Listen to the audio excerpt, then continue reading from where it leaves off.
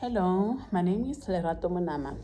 In this reflection, I will give a clear and detailed explanation of the Grade 4 Natural Science lesson I designed in question 2 on the topic living and non-living things. My lesson was planned around 3 objectives based on the Bloom's taxonomy. First, learners must remember by defining what a living thing is. Second, they must understand by listing and explaining 7 characteristics of living things using the Mrs. Green acronym, which stands for movement, respiration, sensitivity, growth, reproduction, excretion, and nutrition. Third, they must apply by using their knowledge to classify objects as living or non-living and to give a scientific reason for each choice. The lesson was taught in 3 phases so that learners could move step by step from what they already knew to applying new knowledge on their own.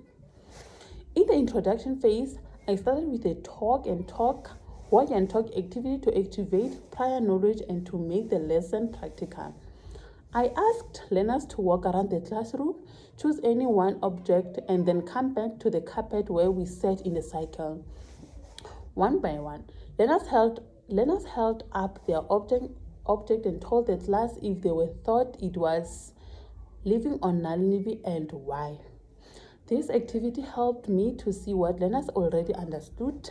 It gave shy learners a chance to speak, and it made learners curious about how scientists decide if something is alive. In the development phase, which was the main part of the lesson, I integrated ICT by using a 5-minute YouTube video that I planned, recorded, and edited myself. I made sure the video used simple grade 4 language, clear visuals, captions for reading support, and local examples that learners could relate to, such as a bean plant growing in our school garden, my dog playing outside, and a stone from the ground. I did not play the video straight through. Instead, I paused after each Mrs. Green characteristic so learners could turn to a partner, explain the word in their own language, and give one example from their own home or community. After the video, learners worked in a mixed ability groups of 4 for a sorting activity. Each group received printed pictures from the video, like a tree, a car, a fish, a fire, and a rock. Their task was to sort the pictures into living and non-living columns and to write one Mrs. Green lesson next to each item. This group work helped stronger learners to model scientific thinking, while learners who needed more support could listen, ask questions, and still contribute to the group. In the consolidation phase, I extended learning to home. I uploaded the YouTube video to my Wix website under the lesson resources and shared the link on our class WhatsApp group so learners could rewatch it at their own pace. On the same Wix site, I created an online quiz where learners looked at 5 new pictures and wrote one Mrs. Green characteristics to explain whether each item was living or non-living. This showed me if learners could apply the work independently without the teacher's help. The ICT integration, I used 2 tools, YouTube and Wix. YouTube helped my teaching because it made abstract ideas like respiration and excretion visual and easy to understand. And it helped learning because learners could replay difficult parts and use captions.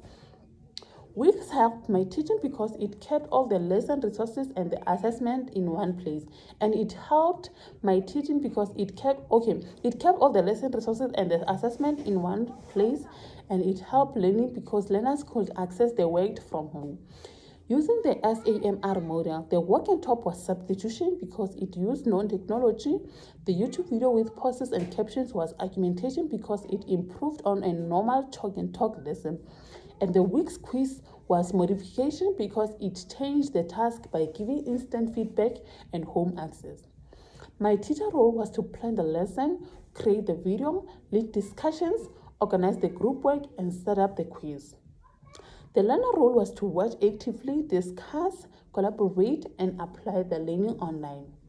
Reflecting on the lesson, What worked very well was using familiar local examples in the video because learners could immediately connect and explain Mrs. Green with confidence. A challenge was that some learners had limited internet at home, so for future lessons, I will download the video to a flash drive for offline use.